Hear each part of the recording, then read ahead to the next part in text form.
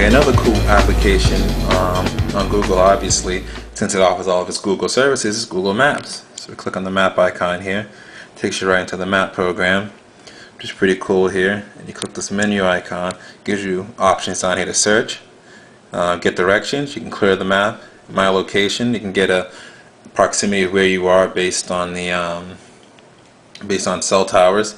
You can change the map mode. If you click more here, it gives you history, allows you to zoom in, and gives you an about.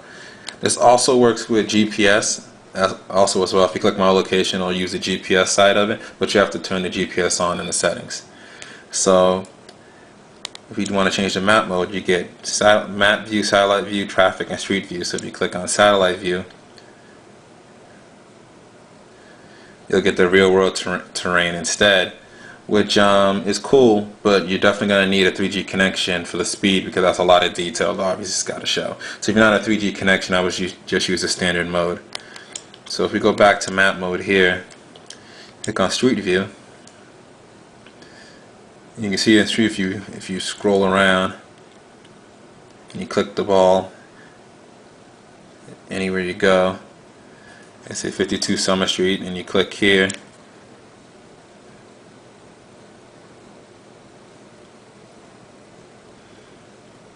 and there's your street view. You can use a scroll ball to look around, and if you want to go to the next street up or down, just click the arrow and it goes in that direction. You can also use your finger to scroll on and look around as well. So definitely pretty cool. You just go back here, and you go back here, one more. And don't worry, you are running a lot of applications at once. It'll hold up to 6 applications. So if you hold the home button down, it'll show you the latest 6 applications that you used, and the 7th application that you launch, one of these applications will close out automatically in the back end. So, but it does run really snappy, considering it has about a 528 megahertz processor inside of it. Okay. Next thing we're going to show you here is the browser. And you have the browser pop up here, and it's on the Google homepage by default. So let's try a different website to go to. Just click menu here, and you can go to URL, and we'll go to BWOne.com, of course.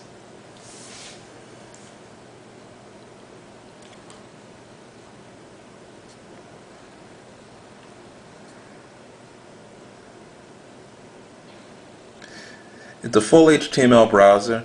I wouldn't say it's as good as the iPhone browser. Safari is still kind of one of the best browsers out there for mobile phone, and I would say it's just a little bit better than the Opera Mini browser. So it falls somewhere in between there, and also is up there with the Skyfire browser. But it's leap and beyond, well far ahead of the Internet Explorer browser that comes built into Windows Mobile.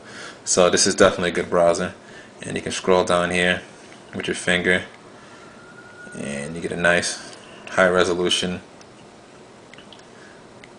And you click the little icon here, you can zoom in, you can zoom out, you can get the sort of the 30-foot view here.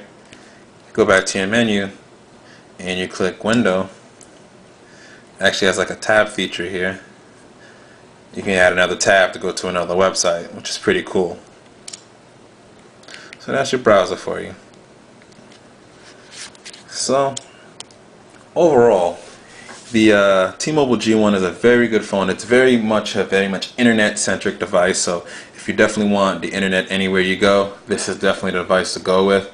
It's basically for mobile computing, especially if you use a lot of Gmail. If you're into Google and you're using Gmail Calendar, using Gmail Contacts, all that's going to sync wirelessly with this device, and it's just going to be the greatest thing going for you, since you're already into the sort of the Google atmosphere there. The only drawbacks I would say is that it does have a short battery life on it.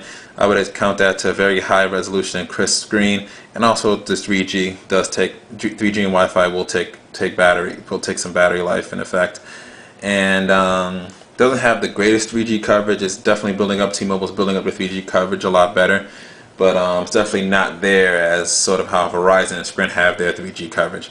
And the only other thing I would say is just that you can only use this as a headphone port. I think is just ridiculous. It should have its own 3.5mm jack.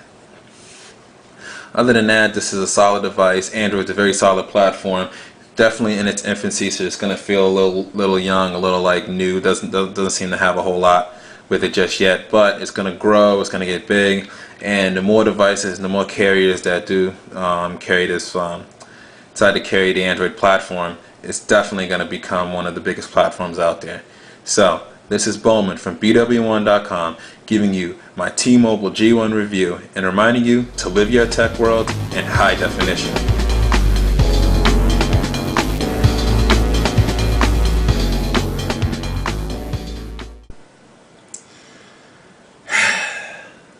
I mean, they expect me to protect my phone with this case, and it can't even protect the BISCUT. Like, I know the BISCUT's a little bit big for the case, but even smaller, it wouldn't protect the BISCUT whatsoever. I mean, look at it. It's gotten all flaky.